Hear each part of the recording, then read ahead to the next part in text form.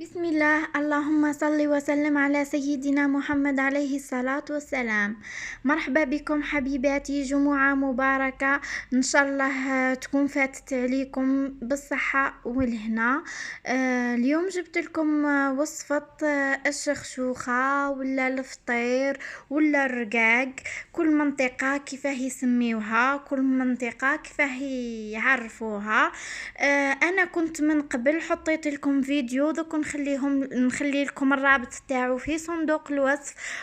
وصفة الشخشوخة الناعمة، كيفاه نحضرها وكيفاه بكل تفاصيلها. اليوم جبت لكم كيفاه نديروا المرقة تاع شخشوخة النعمة، كيفاه نديروها حنا شاوية وبالاخص في ولاية باتنا. تجي شخشوخة معسلة بنينة. نزيد فيها مكون سري. راح يزيد لها بنة على بنة. نروحو دركا المقادير. واش عندي بصلة، راس بصلة يكون كبير. عندي ثوم، عندي دبشة. التوابل عندي كزبر مغرف كبيرة، عندي فلفل احمر حار وحلو، وعندي فلفل احمر هذا المجفف. عندي فلفل اسود، ملح، كركم. هذا هما التوابل اللي راح نحتاجهم. عندي ثاني طماطم مرحية، دجاج ولا لحم خروف ولا كل وحدة ومقدورها. هنا درت كمية من الزيت وراح نزود شوية كمية الزيت. الشخشوخة تاعي تجي مزيتة، تجي الله الله حميمرة. ما عندي ما نقولكم في البنة. عندي ملعقة تاع زبدة ولا سمن.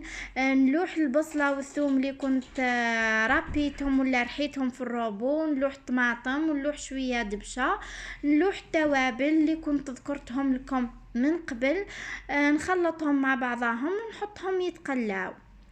بعد ما يتقلاو لي على نار قليله، ما نقويوش النار باش ما يتحرقولناش التوابل تاعنا. نروح نجيب ماء سخون ونمرق لاصوص، ومن بعد نقفل على الكوكوط. بعد ما تغلي المرقة نقفل عليها حتى يطيب الدجاج. يدخل له الطياب برك. المكون اللي قلت لكم عليه هو عود القرفة، راح نزيدو في لاصوص مع الاخر هو ونصف ملعقة معجون مشماش، راح يعطيني بنة على بنة.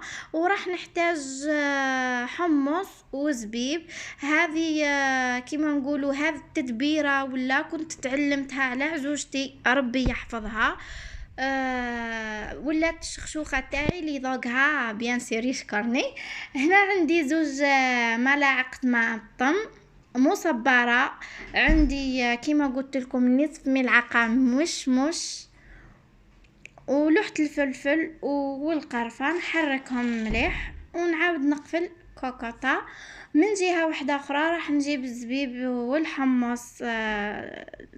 الحمص تاعي هنا راهو طايب، والزبيب كنت درته في الماء كي بديت نصبت المرقه تاعي باش يتنفخ لي. درت لاصوص وحطيتهم من في جهه واحده اخرى يتنكهوا لي بلاصوص. وكنت هنا ثاني لوحة البطاطا.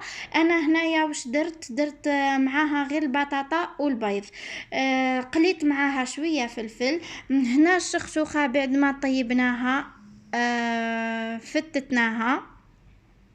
راكم تشوفوا فيها كيما نقولوا حنا الورقه تاع الشخشوخه تقدري تشوفي فيها وجهك، راه هي كي رقيقه.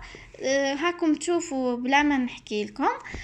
بعد ما اخترت لاصوص وطاب كل شيء، رحت فورت الشخشوخه تاعي وحمرت البطاطا، حمرت الدجاج. وزينتها بهذه الطريقه وقدمتها للعباد العزاز عليا اللي كنت درتها لهم. نتمنى ان شاء الله تجربوا هذه الوصفه وراح تنال اعجابكم، وراح تبهروا بها ضيوفكم بهذه الطريقة ان شاء الله. يا ربي تخليوا لي في التعاليق كيفاه جاتكم وتجمجموا لي على لا فيديو، وراح نتلاقاو ان شاء الله في فيديو واحد اخر ان شاء الله مع وصفه واحده اخرى. راني نستنى في ارائكم في لي كومونتير وفي تشجيعاتكم، ومرحبا بكامل المتتبعات الجدد اللي دخلوا لقناتي، وشكرا شكرا شكرا على التحفيز. سلام.